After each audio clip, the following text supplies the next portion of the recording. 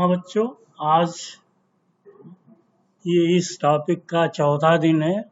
Moving charge and magnetic field, गतिमान आवेश तथा चुंबकीय क्षेत्र। ये पेज नंबर 13 से स्टार्ट हुआ है, 13 से 16 तक का है आज का लेक्चर। और इसमें मैंने आपको बताया था कि जब कोई आवेशित कण चुंबकीय क्षेत्र में प्रवेश करता है तो उसका पथ इस बात पे निर्भर करता है कि वो कितने कोण पे प्रवेश करता है। पहला केस आपने देखा कि 0 या 180 डिग्री पर है, अगर 0 डिग्री या 180 पे तो उसका पाथ क्या होता है, स्ट्रेट लाइन होती है, सीधी रेखा। अगर वो सर्कुलर, अगर वो 90 डिग्री पे प्रवेश करता है तो उसका पाथ कैसे होगा, सर्कुलर हो जाता है। और अगर वो 0 और 90 डिग्री के बीच प्रवेश करता है तब वेग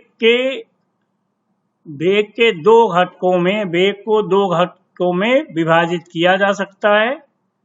एक तो क्षेत्र B के समांतर घटक, B पैरेलल, V लिखिए और दो लाइन पैरेलल खींच दीजिए, और ये होता है B cos थीटा। तथा क्षेत्र B के लंबवत घटक यानी V perpendicular, B perpendicular equal to B sin theta. और इन दोनों का परिणामी क्या होगा, एक कुंडलिनी के रूप में होता है। तो जब कोई आवेशित कण चुंबकीय क्षेत्र में 0 से 90 डिग्री के बीच प्रवेश करता है तो उसका पथ कैसा होता है, कुंडलिनी की तरह से होता है। तो ये तीन केसेस हैं, ये तीनों निष्कर्ष में ये तीनों पॉइंट दिए गए हैं। जब आवेशित कण चुंबकीय क्षेत्र से 0 से तथा 180 डिग्री प्रवेश करता है तो उसका पथ एक सीधी रेखा होता है। जब आवेशित कण चुंबकीय क्षेत्र से 90 डिग्री प्रवेश करता है तो आवेशित कण का पथ वृत्ताकार होगा। और तीसरा है, जब आवेशित कण 0 से 90 डिग्री के बीच प्रवेश करने पर कण एक कुंडलिनी के रूप में होता है। अब फिर है पथ की pitch, path of pitch. Path of pitch को हम डिफाइन करते हैं, एक वृत्तीय चक्कर करने में कण द्वारा चुंबकीय क्षेत्र की दिशा में चली गई दूरी को क्या कहते हैं, पथ की पिच कहते हैं। उसके पी से रिप्रेजेंट करते हैं। तो P equal to V parallel, जो समांतर होगा, ये दो लाइन लिखते हैं पैरेलल के लिए। एंड T, आपको T बराबर मालूम है 2 पाई m अपान QV। तो पिच क्या होगा, B cos theta into 2 pi m divided by QV।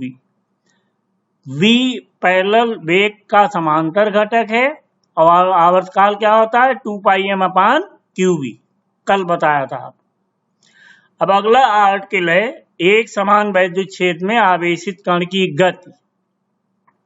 एक समान वैद्युत क्षेत्र में आवेशित कण की गति, motion of A charge particle in a uniform electric field.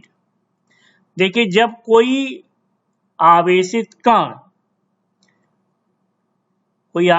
कण है और गतिमान आवेशित कण पे वैद्युत बल कितना लगता है, वैद्युत क्षेत्र में आवेशित कण की गति, उसका पाथ कैसा होगा, इसमें हम सिद्ध करेंगे कि जब कोई आवेशित कण वैद्युत क्षेत्र में प्रवेश करता है तो उसका पथ परवलयाकार होता है, पैराबोलिक। तो देखिए, गतिमान आवेशित कण पर वैद्युत बल, वैद्युत क्षेत्र E क्या होगा, वैद्युत क्षेत्र E में बल कितना लगेगा, F equal to Q into E। त्वरण क्या होगा, A बराबर F बाई M और F equal to QE by M। तो F इक्वल टू QE, तो A बराबर QE बाई M हो, ये त्वरण हो गया। अब x अक्ष के अनुदिश t सेकंड में चली गई दूरी बराबर होता है चाल गुणे समय, x equal to v into T, तो t बराबर x अपान v। y अक्ष की दिशा में विस्थापन क्या होगा, y equal to half at square. y दिशा में विस्थापन E equal to half AT square, जैसे पढ़ती हो y equal to ut plus half AT square, तो इनिशियल वेलोसिटी अगर 0 है तो y क्या हो जाएगा, हाफ AT स्क्वायर।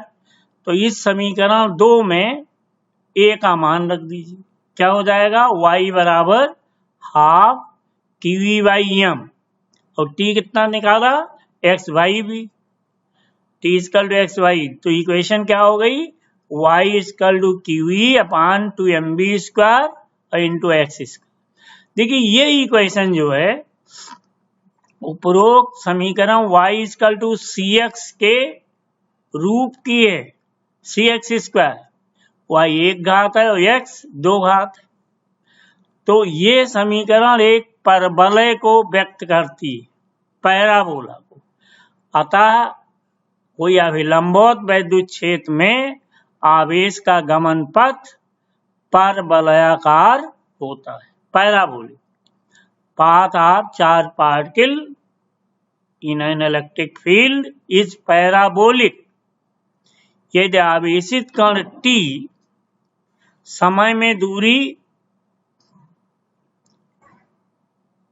L तय करता है, जो प्लेटों के बीच की लंबाई x इक्वल टू L, तो x से L लिख देंगे और y बराबर हो जाएगा QE square upon 2mb square. अब देखो काइनेटिक एनर्जी बराबर होता है हाफ mb स्क्वायर, तो 2mb स्क्वायर किसके बराबर होगा, ये 4 काइनेटिक एनर्जी हो जाएगा, क्योंकि half mb square plus half mb square plus half mb square plus half mb square, तो उसको 2mb square equal to 4k, that is kinetic energy. तो y equal to QE square upon 4k। अब देखिए अगला article है, एक समान चुंबकीय क्षेत्र में धारावाही चालक पर बल। देखिए आपने लॉरेंज बल पढ़ा, लॉरेंज फोर्स क्या होता है कि वैद्युत क्षेत्र में कोई वैद्युत क्षेत्र है, चुंबकीय क्षेत्र है, तो उसमें जो बल लगता है उसको क्या कहते हैं, लॉरेंज बल कहते हैं। अगर हम चुंबकीय क्षेत्र में किसी धारावाही चालक को रखें तो इस चालक पर एक बल लगता है, इस बल की दिशा चुंबकीय क्षेत्र तथा धारा दोनों की दिशाओं के लंबवत होती है। इस बल की दिशा निम्न 2 नियमों की सहायता से ज्ञात की जा सकती है। एक तो पहला है फ्लेमिंग के बाएं हाथ का नियम। फ्लेमिंग के बाएं हाथ का नियम ये कहता है कि अगर बाएं हाथ की हम अंगूठे के साथ की 2 अंगुलियों इस तरह फैलाएं कि ये तीनों अंगुलियां एक दूसरे के लंबवत हो। कौन कौन सी अंगुली, अंगूठा, अंगूठे की बगल वाली और तीसरी बीच वाली अंगुली। तो अगर अंगूठे के बगल वाली उंगली चुंबकीय क्षेत्र को व्यक्त करे और बीच वाली अंगुली धारा की दिशा को व्यक्त करे, तो अंगूठा बल की दिशा को व्यक्त करता है। जो चालक पे बल लगता है उसकी दिशा को व्यक्त करता है। आप इसको यूं समझिए कि अगर किसी चालक को चुंबकीय क्षेत्र में रखा जाए तो उस पे एक बल लगता है। इस बल की दिशा हम 2 नियमों से, एक फ्लेमिंग के बाएं हाथ का नियम और दूसरा दाएं हाथ की हथेली का नियम नंबर 2, इससे हम ज्ञात कर सकते हैं। बाएं हाथ का नियम, फ्लेमिंग का बाएं हाथ का नियम क्या है कि जब हम अपने हाथ के अंगूठे तथा उसके पास वाली दोनों अंगुलियों को इस प्रकार फैलावें कि तीनों अंगुलियां एक दूसरे के लंबवत हों, तब ये पहली अंगुली धारा की दिशा यानी बीच की अंगुली, अंगूठे के बगल की अंगुली चुंबकीय क्षेत्र B को व्यक्त करे तो अंगूठा चालक की दिशा को व्यक्त करता है। दूसरा दाएं हाथ की हथेली का नियम। इसमें हम क्या करते हैं, दाएं हाथ की हथेली को इस तरह से फैलाइए कि चारों अंगुलियां अंगूठे के साथ लंबवत, ठीक है। तो अगर ये अंगुलियां, चारों अंगुलियां चुंबकीय क्षेत्र की दिशा को व्यक्त करें और अंगूठा धारा की दिशा, तो हथेली से धक्का देने की दिशा ये क्या कहलाएगी? चालक पर लगने वाले बल की दिशा कहलाएगी। तो ये दो नियम है जिससे हम किसी भी चालक को चुंबकीय क्षेत्र में रखते हैं तो उस पे बल लगता है। अब हम इस बल की व्याख्या करेंगे। गतिमान आवेश पर बल से धारावाही चालक पर बल की व्याख्या और किसके आधार पे करेंगे? लॉरेंज फोर्स के आधार।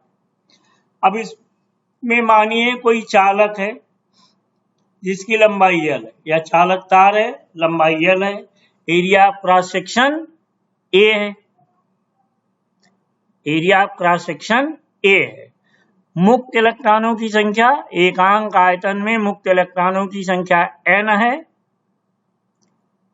तो इस पे जो बल लगेगा, एक तो प्रत्येक मुक्त इलेक्ट्रॉन पे बल लगेगा जिसको लॉरेंज बल कहते हैं, और जितने भी मुक्त इलेक्ट्रॉन हैं उसमें चालक में उन सभी पे बल लगेगा, और इन सभी बलों का योग चालक पर लगने वाले बल के बराबर होगा। एक तरह देखिए तो लॉरेंज फोर्स माइक्रोस्कोपिक फोर्स और चालक पर लगने वाला बल मैक्रोस्कोपिक है। मतलब एक इलेक्ट्रॉन पे लगेगा लॉरेंज बल और पूरे सारे इलेक्ट्रॉन पे बल लगेगा वो चालक पर कुल लगने बल वाले बल के बराबर होगा। अब आप इसमें हम जानते हैं कि वैद्युत धारा अनुगमन वेग में संबंध क्या होता है? I equal to NEAVD, I equal to NEAVD। n चालक के एकांक आयतन में मुक्त इलेक्ट्रॉनों की संख्या, E electronic charge, area of cross section और VD ड्रिफ्ट वेलोसिटी। अच्छा, लॉरेंज बल क्या होगा? F डैश मान लिया, F dash by E VD, VD मतलब ड्रिफ्ट वेलोसिटी अनुगमन वेग, और कैपिटल B साइन थीटा। अच्छा, पूरे चालक में मुक्त इलेक्ट्रॉनों की संख्या, देखिए एकांक आयतन में इलेक्ट्रॉनों की संख्या n हो जाएगी, एरिया ऑफ क्रॉस सेक्शन में Na हो जाएगी, और चालक की लंबाई L है तो क्या हो जाएगा? NaL, कुल इलेक्ट्रॉनों की संख्या। तो अब पूरे चालक पर लगने वाला बल, पूरे चालक पर लगने वाला बल क्या हो जाएगा? F इक्वल टू एक इलेक्ट्रॉन पर बल इंटू चालक में कुल इलेक्ट्रॉनों की संख्या। तो F किसके बराबर हो गया? F equal to E VD B चुंबकीय क्षेत्र साइन थीटा इंटू NaL। तो F बराबर हो जाएगा NEAVD into BL sine theta. और चूंकि I इक्वल टू NEAVD तो F क्या हो जाएगा? F इक्वल टू NEAVD के जगह क्या रख देंगे? I रख देंगे, IBL साइन थीटा। देखो अगर थीटा 90 डिग्री है तो F क्या हो जाएगा? IBL हो जाएगा। अब अगर थीटा डिग्री है तो F बराबर 0 हो जाएगा। यानी वो दिशा जिसमें किसी धारावाही चालक पर कोई बल ना लगे वो चुंबकीय क्षेत्र की दिशा कहलाती है।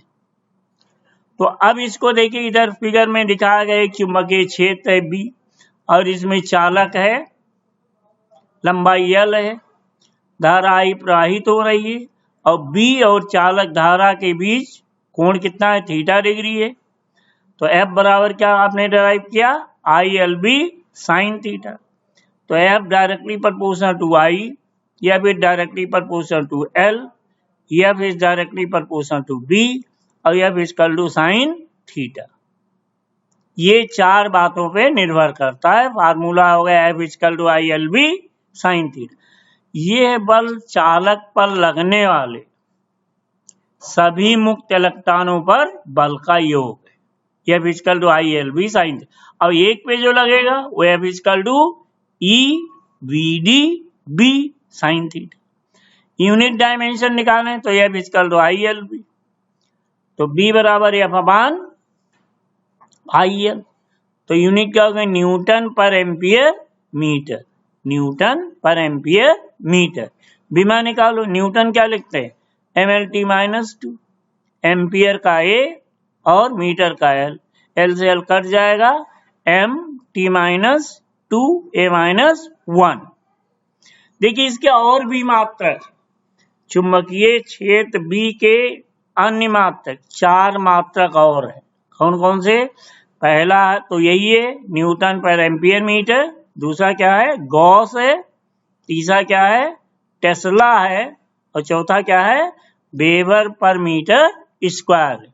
तो चुंबकीय क्षेत्र के 4 मात्रक, बीमा क्या निकाली? एम टी माइनस 2 ए माइनस 1। तो ये आज का ये चौथा लेक्चर था। आज ये अभी एक दिन इसमें और लगेगा, एक दिन का काम इसमें और है, फिर इसके न्यूमेरिकल्स।